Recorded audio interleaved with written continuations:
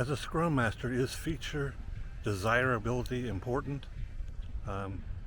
Hello, my name is Tim McDermott and I'm a Senior IT Project Manager.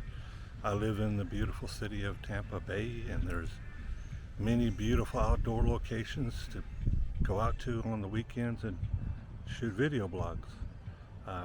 So that's where I prefer to do my video blogs.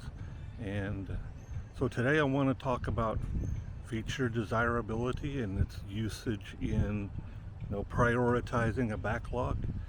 You want to have the ones that you want to have the business value ones up at the top and the lower business value ones at the bottom.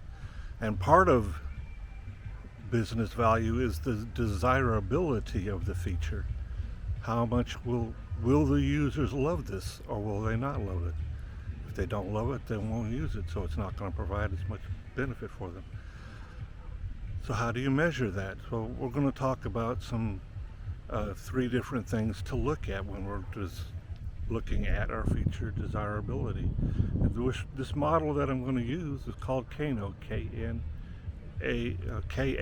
model, and so I hope you like it. So first thing is, they call it the threshold, the must-have ones. The thresholds are ones that you absolutely must have to achieve the threshold of what you're trying to achieve. They're a minimum requirement for what you have to achieve. So those are the ones needed to be successful. And so those user stories then must go in. That's one way to look at a user story. Another one, now if it's not threshold, then is it linear? Linear means, is it something that we don't have to have it, but if we have it, it's good, and the more that we have of it, the better off we are. That would be another one.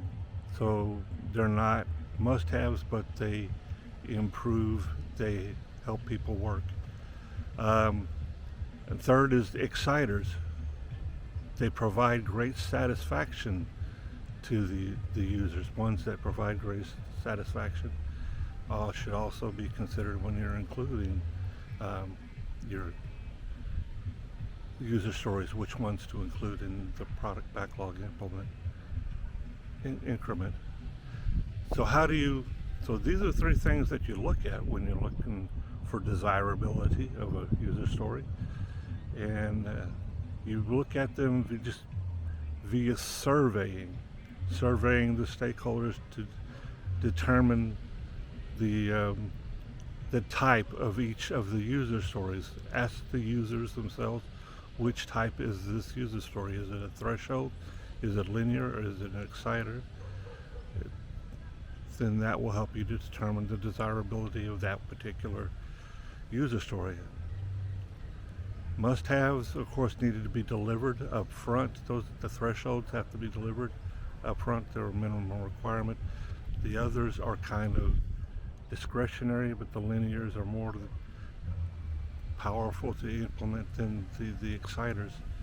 So use these categories to decide which ones to implement and which ones not to implement based upon their desirability. Okay, we're back here. We're back at the Tampa Bay Park next to the zoo, next to the water landing, where there's typically can be manatees here sometime, but I don't see any here today. If that's it for the video, if you like the video, click on like. If you have any questions, put them in the comments. Please also feel free to share the video with your friends.